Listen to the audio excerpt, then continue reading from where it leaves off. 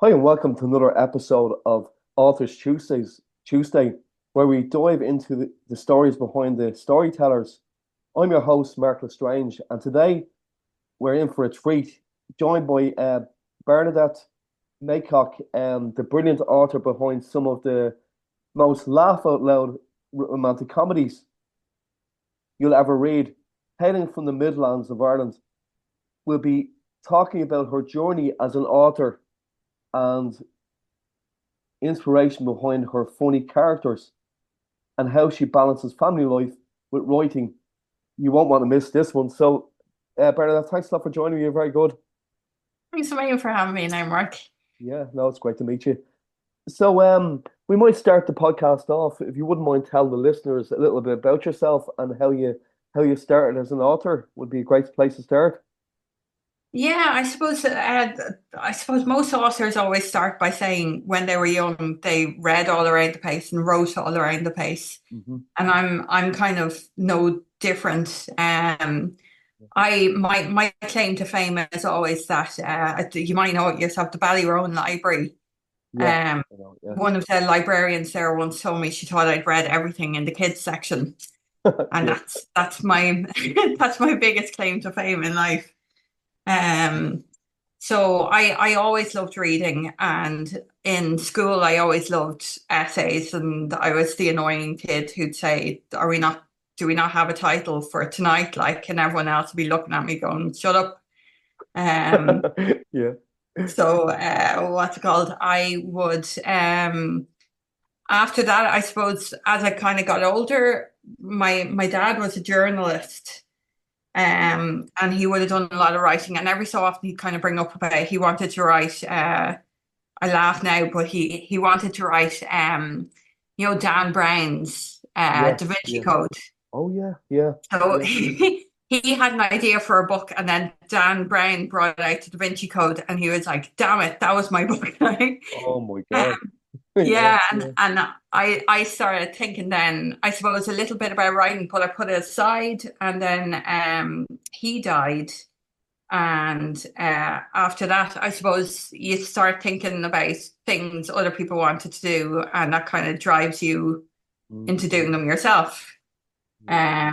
And I always loved, well, actually, sorry, I used to love crime, but I somehow got into rom-com, reading rom-com. And then one night I was sitting in an Eddie Rockets in Mullingar, Mm, and like something out of a movie, all the people behind the counter just started kind of dancing and messing. mm. Yeah. And I was looking at one of them and I was like, God, she'd be a great character. And then I just went home and just started writing. Hmm. Um, so I didn't go the traditional, I studied it up, or I did it in college or anything the way, you hear a Yeah. lot of authors do now. But I just got inspired and then just started writing from there. Very good. Yeah, that's great. Yeah, thanks a lot for sharing that with me. And your books are known for their laugh out loud humor. I suppose what Yeah. inspired you to start writing romantic comedies, and how do you balance humor with romance in your stories, Bernie? Yeah, so I always say I lean a little bit more heavy on the comedy than I do on the romance. Okay. So the die-hard romance fans won't adore, like they won't kind of adore my books, but they'll I kind of go for, I don't know if you've ever seen The Office. Yeah, I have. I really like that show. Yeah, it's really good. Yeah, Yeah. so I like the idea of comedy, but with enough romance threading through that people will smile and nod along, Yeah. and they'll kind of think, "Oh yeah, like they were meant to get together or whatever." But it's not leaning on the romance; it's leaning more on the comedy and sitting there enjoying it. So that's kind of what I go for. Yeah. Oh, that's great. And is that the your only? Do you write any other type of books? Is it mainly the comedy you focus on, or Yeah. is there other areas of you've dabbled in the past as well, Bernadette? Or Yeah, no, I always because I'm a bit of a crime addict as oh, well. very I good. love Yeah, reading crimes, but yeah. I don't really have the brain for it not to turn into a comedy at some stage. Oh, very good. I love that. So Great stuff. I Yeah. I think I just kind of things that get chaotic, and while I love books like that, I don't think I'd be able to pull it off. Yeah, yeah, yeah. That's it. Because Mhm. everybody loves a good comedy. Yeah, well, that's Yeah. it. Well, for my switching off time, I put on stand up or something, or like I'd Mm. watch like say The Hangover or Bridesmaids, something like that. They're kind of all my or The Office, anything Modern Family, all of those kind of things. Yeah. Easy listening or watching. That's it, Yeah. totally. Yeah, switch Great up. stuff. Yeah. Yeah. And living in the Midlands of Ireland, do you find that your surroundings influence your writing? Are there any Irish settings or cultural elements that make their way into your novels, Bernadette? Yeah, definitely. Because so I generally end up heading more towards kind of small town Mm. villages where you have kind of a lot of characters and I suppose you see a lot more kind of kooky characters down the country Yeah. than in Dublin. Everything's just a bit more. So I'm originally from Dublin. I only moved down here 20 years ago. Okay. Yeah. Um, and what's it called? I just find, yeah, you kind of meet a lot more kind of kooky characters, or like in one of my books, I've got a bit where a guy she's not particularly liking at that moment. She sends him he off down this lane. He Mm. said he sees a turn and he takes it, and she knows at the end of it is this guy who offers to give you a free car wash, but actually wants to corner you to talk to you about God. Okay. So because she doesn't particularly like him, she goes, "Oh, off you go away. I'll see you later." Hmm. Yeah. So it's kind of like, and I've seen that here. We took a path one day. We drove off, and there was a sign saying, I think it was like a free car wash or cheap something, or I can't remember what it was. And we drove down it, and then at the end was like, are you a believer? And just we were like, okay, let's Yeah. turn around now. Let's just Yeah. I kind of in the middle of nowhere. We were kind of like, oh, we might not want to talk to this guy, like, you know. Yeah. Um, I'm in a bit of a hurry but here. yeah, that's it. Yeah. Kind of like, oh, it was down a bog road. Like we were kind of like, oh, okay. Kind of should have known they weren't going to have a big car wash at the end of this one. Yeah. But yeah, so I do kind of country and rural settings do kind of feature heavily. Yeah. Right. And what's the name of your books? Bernie, what's the how many books have you got out? Yeah, so I have 7 books out. I have Wow, very two good. series. Yeah. One is the Abbeyglen series, and that's really small town. And Mm. Riverside is set in kind of a bigger town, and that's more about kind of mums at the school gate kind of thing. Yeah. Yeah. Great. And did you self-publish yourself, or did you go down to the original or the publisher route? Yeah, no, they're all self-published. So I tried to go the traditional route, Yeah. and every publisher I went to would say they're so close, but we'd like more of this. And then I'd apply to them with another book, and then they'd say, oh, really close. And I kind of went, well, I could have that other book out now making money. Do Yeah. you know that Yeah. way? Definitely. Yeah. And then I came across my editor, Mm. and she's totally got the same sense of humor as me. And I was like, Right. okay, well, Yeah. I've kind of got a self-made setup here. Mhm. I found my cover designer, and she's like affordable but amazing, like absolutely amazing. So I was just like, look, if I can find a way to, keep this going, then I'll do it. Yeah. Yeah, it's great when that works out like that. You meet somebody that understands exactly what you want, isn't it? Well, that's it. I always say like the way I knew she was it for me was in one of my books I have there's an ex-husband standing outside, and a whole load of snow falls off the gutters onto him. Okay.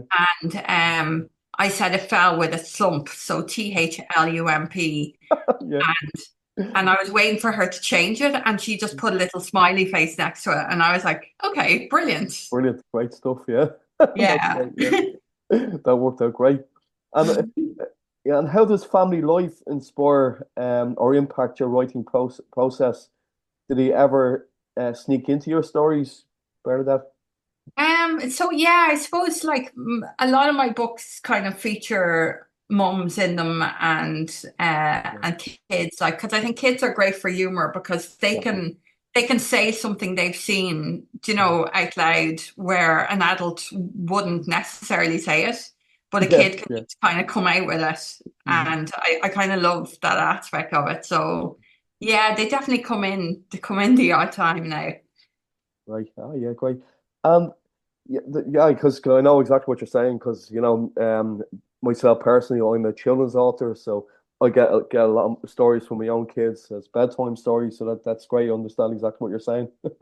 That's Yeah, it. Well, actually, my 12-year-old for the last few years has been yeah, geez, it's horrible to say years, yeah. but he's been talking about writing a fantasy book Oh, together. great, great stuff. Yeah, and we Yeah, kind of we started making notes, and it just like I haven't even read the genre, so I feel really guilty. yeah. But it's all like kind of dragons and Mm. everything, and I was like, Jeannie Mac, like it's just a kid's imagination Yeah, totally beats an adult sometimes. You can definitely, just definitely. get stuff out of them that you never Mm. think of, and then it sends you a totally different way. It's brilliant. Yeah, it's great, isn't it? Brilliant. And and how do you find best way of marketing your books? What way have you found the best way for yourself of getting your books out there? Yeah, so I I don't know. I'm stuck in the minute in that I suppose a lot of marketing now is paid, is so paid. Yeah. I'm lucky I'm a book blogger, so I read and review people's books and Okay, good. then other people read and review my books. So that kind of helps me a little bit. Um, but it would be like once I hopefully start making more money, I'd want to go down advertising. Yeah. But it's not really an option at the moment. But at the moment it's just social media and word of mouth and Mm. yeah, that kind of stuff. I do last year was the first time I started doing markets. Oh, very good. Um, Yeah. Yeah, great. Yeah. so that's absolute like it's amazing. Like, Mm. and you do find people then contacting you and asking you like, can they find the next book in the series? So that was huge. Yeah. So I'd say probably like getting out there. I'd advise people to like don't assume that because you can't pay to advertise, you're dead in the water. I think you just have to kind of push yourself out there, Yeah. obviously without being too pushy on it. But I think it's still possible for people to start selling. I'm not selling anywhere close to anything important, but I'd like to, and Mm. I think I'm kind of on the way to possibly, hopefully, getting there. Yeah, great stuff. Yeah. And is your books in any of the libraries yourself? Have you approached the libraries? No, I haven't yet. That's my goal. Next year I'm hoping to get books into libraries, Great. Yeah. definitely. I've got one of my books in the local bookshop. So Great. that was kind Yeah. of a huge start. Yeah.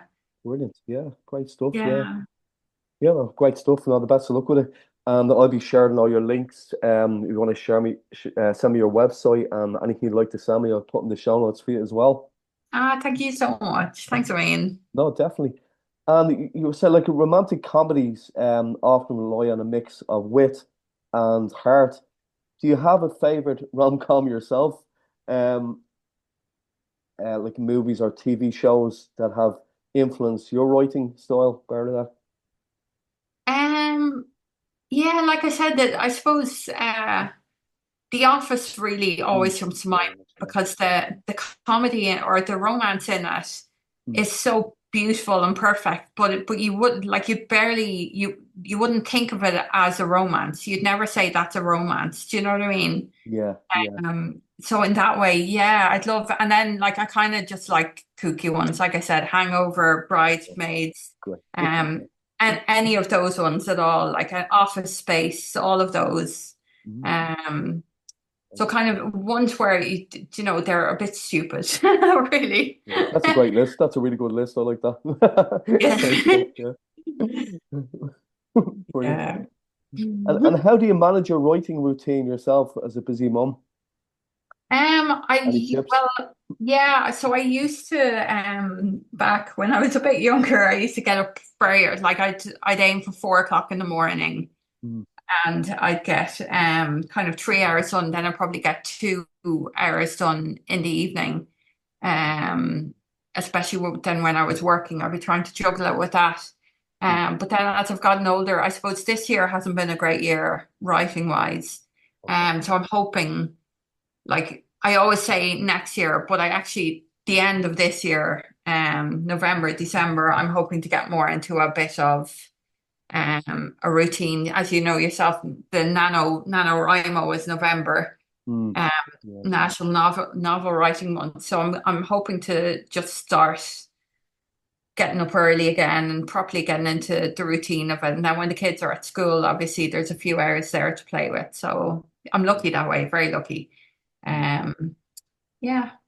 And did you ever have a problem where you kind of hit a metaphorical wall with your writing, Bernadette? Like, writer's block, the dreaded word. Has that ever happened to you? How did you deal with that yourself? Yeah, I always say with writer's block, my biggest tip is always to either take a few days off and Yeah. do absolutely nothing to do with books. Like don't even read a book. Just go enjoy like, getting out or, play a bit of football or watch TV or whatever. Um, and then send your book to yourself on your Mm, Kindle and sit down and read it like you're reading any book you've bought. And great. then at some stage, like you'll go, oh, hold on, that was supposed to happen next. And it'll just start moving again. Now, I've Mm, been lucky that that's always worked. great. Yeah. But I suppose at some stage it's not going to work. But that's what I do. I just send it to myself and I read it like I'm reading any other fiction book. And then my brain kind of goes, okay, so that character doesn't work there, or they should have gone here instead, or this should have been moved, and then suddenly you find you're suddenly back writing again.